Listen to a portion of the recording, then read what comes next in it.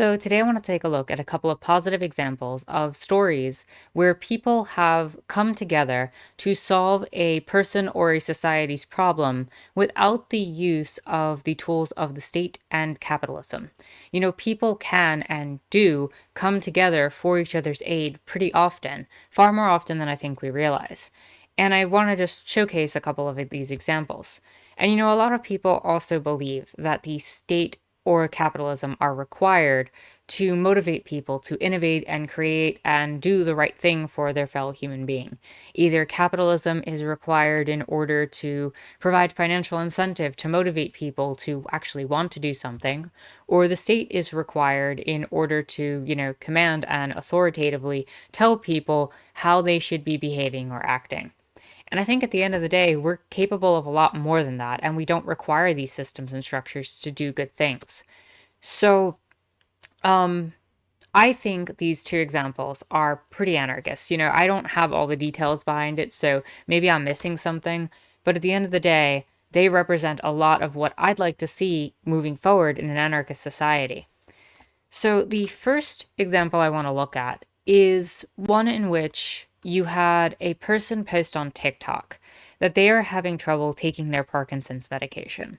This person was reaching into their pill case and was struggling to pull out the very tiny medication that they require because they had trouble pinching it and holding it with their shakes.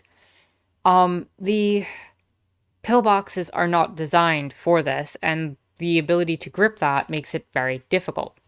So people on the internet responded.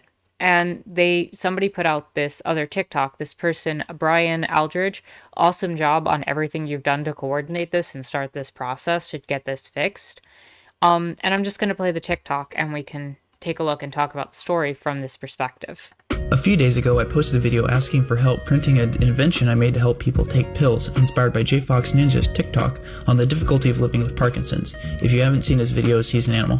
So many amazing people came forward to 3D print and test and retest this thing and have been working on improvements around the clock. In 3 days, we've arrived at a working print file. As always, these are public domain. A hungry engineer is taking over the improvements to the print file, as he's way better at this than I am. Moving forward, I'm working with the patent company, Braun Law, to ensure that we can keep the design from being locked up by any one company, and then I'm going to be meeting with some large-scale manufacturers to see how cheaply it can be made. It has less plastic in it than your average McDonald's toy, and it should be priced as such. If I do manage to get this thing made, I want to follow the TOMS strategy, where commercial units sold result in units donated to nonprofits. This is going to take some time, so if you need to get your hands on one sooner, I suggest getting them from the people that are 3D printing them, as I believe they're going to be selling them close to cost. I'll put their profiles in the comments. Again, this is public domain, so you can do whatever you want with the files. So I think this is a really fascinating story. And I think the thing that's the most important in all of that is that people came together. And it wasn't just one person. They didn't do it for profit. They threw the idea out there. They said, I have this design. And from what I understand, the person didn't have the full capacity to 3D print, but they were able to create the design. And they spread that design out, and people have been working on it and modifying it since. Another thing to note is that they actually had to file this with a patent office to make sure no company decided to gobble this up and, for profit, sell it for some exorbitant price and try to claim it was theirs. The idea that they're putting out there is to try to sell it at cost, at the minimum price they can do so in order to justify it and get it to people who need it as quickly as possible. And to seek out these larger manufacturing ideas is not necessarily for profit, but to make something accessible for people and make it easier. And so now that we have this idea and product out there, and it is public domain, anyone can make it or produce it with a 3D printer easily, and it doesn't really cost anything. This is the benefit of coming together as anarchists, and this is the type of thing I'd love to see happen in an anarchist society, where we band together, minus, of course, the part where you have to file it with some patent office to protect some company and capitalism from stealing your ideas and have to rely on the state for that protection. So, from that, people have actually started trying to modify it and make it better, and I want to kind of show this off as well.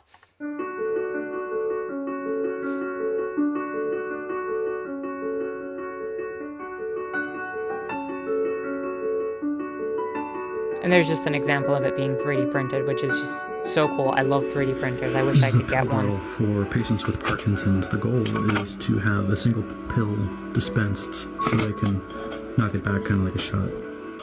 Printed this thing at 75%. This is version 4 of Brian Aldridge's design. Too small right now to fit any pills in to test, but it is functional. Things I would change, some lid changes, so there's a place where it keeps all the pills in. Also a tab on the side for lid removal. And down the line we're going to need to figure out how to get different pill sizes into the pocket. What would you change? Let me know. I'm going to be modeling these changes tonight and see how they go. I'll keep you guys posted. So, what's really fascinating to me about this is not only did we try to solve one person's problem, we're now trying to expand it outward into solving a larger issue. How can we make this product that we originally designed even more accessible? How do we add a tab on the side to make the lid easier to pop off? How do we make it so that we can size it for different type of pills? How do we do this? And this person isn't even saying, well, I'm going to do this and I'm going to take all the glory and I'm going to be responsible. It's, hey, what does everybody else think? What is the idea of this? And this is how research is typically done, and this is how innovation typically happens. Most papers, scientific research or academic research, usually ends on some sort of footnote of reaching out and asking for, potential future research that can be done, especially in science, right? And especially like in mathematics, I know that for sure. You end up with a situation where it's like, well, here's what I came up with. Here's potential ways that the research could be expanded. And you're essentially calling for someone else or yourself down the line to try to expand upon that and make it even more accessible. So if you can get a situation where it doesn't just work for these tiny Parkinson pills, but maybe it works more broadly across the spectrum for any pill of any size, and you can reshape it or get new bottoms or something that can change that and fix it up, that'd be completely awesome. Or even maybe a multiple design where you can rotate the bottom and have different sizes available. This is something to consider moving forward. And this design can be improved upon. And they will be. And so not only did we end up solving one person's problem, not only did we end up creating this really cool invention as a society, and I mean, they worked really hard on this, but now we're expanding it to potentially have more function and use for more people. Because sometimes, taking a pill can be difficult for some people. Sometimes, it might just be more convenient to be able to take a pill, not by trying to grab it and throw it, but taking it like a shot, like they were talking about. This could actually, revolutionize the way that people take pills, and it's so cheap to make. Less plastic than a McDonald's toy. This is so fascinating, and just 3D printing in general has brought about so much innovation and creation completely outside of the structures of capitalism and state control. So, because everything there, rather, is public domain. I just need to put that out there. All the 3D printed models at this time are public domain. So, they're not doing this for profit. They're just creating for the sake of creating and helping people. And so the other story that I wanted to talk about is in Malaysia. There is a group of people who have banded together over the years and actually worked towards fixing roads that were damaged when the city wasn't fixing them. So basically, they'd come out in the middle of the night and they would start working on actually repairing the roads. And so after years of these motorcyclists coming together and trying to appeal to the city regarding patching up sinkholes and potholes around the region, this person known as Lando on social media and his Brotherhood of Bikers started to actually fix the potholes themselves. And the mayor of the area admitted, and I quote, that not all private contractors hired by the city hall are doing their job well. However, he urged the bikers to leave the potholes to DBKL. I urge the public to report any complaints related to road maintenance and repairs to us, and I will instruct my staff to speed up their response. It is the council's job to fix such things, he said. But the fact is, and I'm just going to show off some more pictures quickly before I go into that. They're there, just fixing the roads. And they're doing it through fundraisers and their own pockets, and volunteer work. This is not, they're not getting paid to do this. They're not doing anything. But they saw an issue where the roads weren't working for them, clearly weren't working for other people. The potholes were bad, so they came out and fixed the problem themselves. And they did it against the state's authority and wish, which I think is pretty anarchist and pretty awesome. The idea of coming together and doing this is what we should be focusing on as a society. When we see a problem, we should find other people that want to fix it with us and say, hey, you know what? I noticed that the potholes in the roads aren't working, and I can throw up a message online and be like, anyone in my area want to come help me fix these things? And people could do it. That's how I imagine an anarchist society function.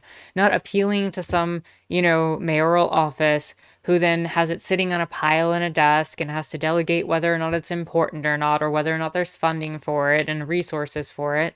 People just come out and get it done. Not for financial incentive, not for gain, but because they use the roads and they value them. It's supposed to be the idea of what government is supposed to do in the first place, isn't it? To fix people's problems and to maintain this and provide a structure and system to organize this type of thing, where the city would, pool people's resources and buy contracts and make sure things actually get done. But that's not how these things tend to manifest. They manifest best, from my perspective, when we tend to focus on getting them done ourselves, creating models and designs, speaking about our problems, talking about them, and then addressing them as a community. With that said, if you like this video, give it a thumbs up, hit the subscribe button and bell for notifications. You can follow me on Twitter and check out my Discord in the description down below. My name is Anarchist Tara, and I hope you enjoyed watching.